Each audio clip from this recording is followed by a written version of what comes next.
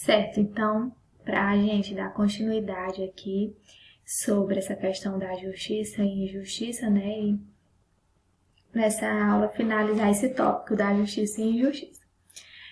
Aristóteles, então, ele define que o homem não igualitário, que o homem injusto, é aquele homem que nem sempre ele escolhe somente as coisas ruins, mas ele acha que por não escolher sempre as coisas ruins ou escolher menos as coisas ruins, ele acha que ali ele está fazendo um bem, né? Porque ele escolheu fazer menos o mal, né?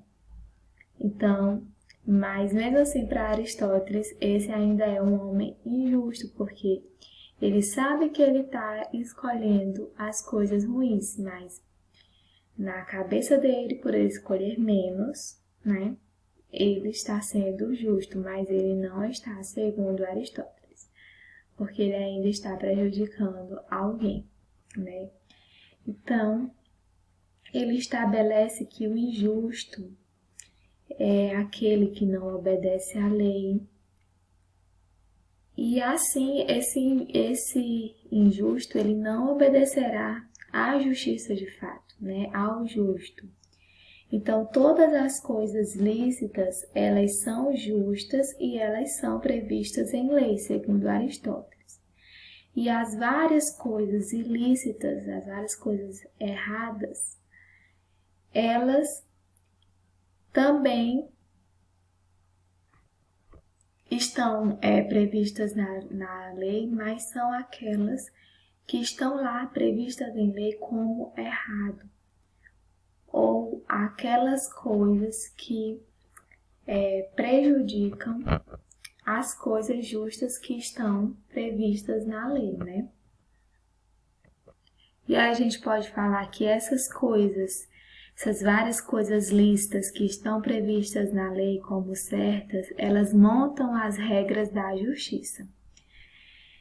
E aí, então, para ele, né, a lei, segundo Aristóteles, prescreve a conduta boa de um homem, né, as condutas boas que um homem deve ter, né? Um homem bom, um homem corajoso, aquele homem que não cai em tentação. Fala homem, mas é o indivíduo em geral, né? Que não cai em tentação, que não abandona, por exemplo, o seu posto, né? Que não foge da luta, não foge dos percalços da vida, né? E essa é a conduta de um homem bom, um homem moderado, né? Um homem que não fere a vida das pessoas, né? A conduta das pessoas. Então vamos aqui para o nosso slide. Define o melhor homem como aquele que pratica a virtude em relação a si e aos outros, e o homem mau como aquele que pratica vícios, que pratica erros nas relações com os outros e a si próprio.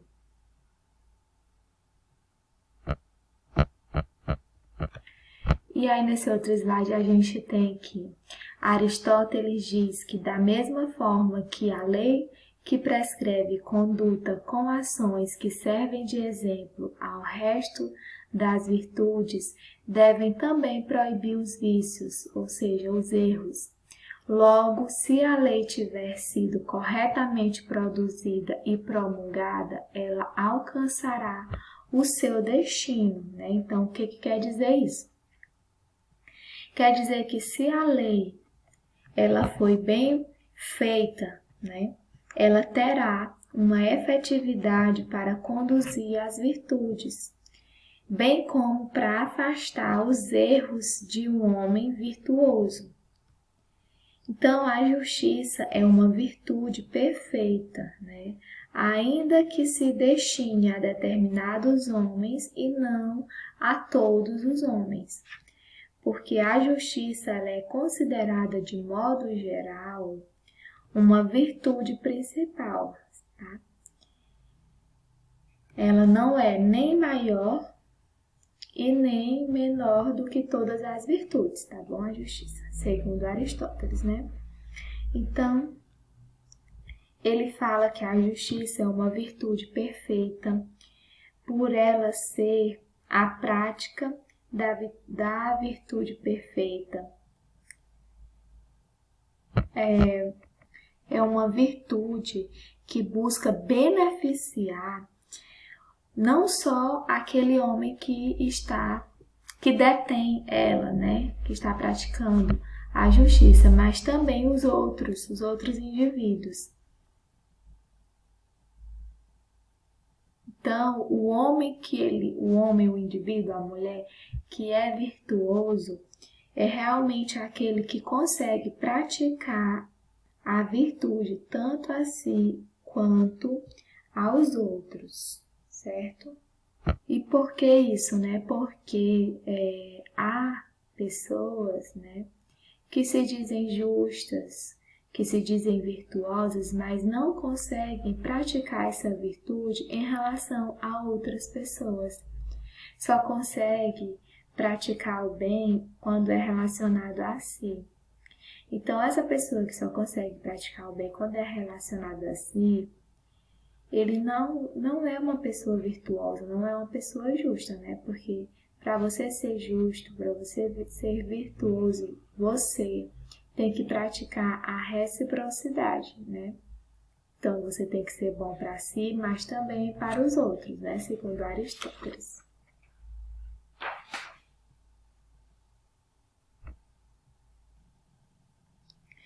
Então, para finalizar esse tópico da justiça e da injustiça, a justiça, ela significa principalmente o desrespeito pelos direitos, tanto dos indivíduos quanto da sociedade em conjunto, né?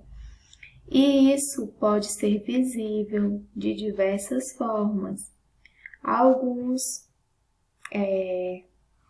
desrespeitos que podem ser ditos como menores e outros quase invisíveis, mas são desrespeitos, né? E nesse caso há a questão da injustiça, né? Tanto quando há o desrespeito aos direitos de forma bem visível, bem flagrante, quanto quando há esse desrespeito ao direito dos indivíduos de forma menor, né?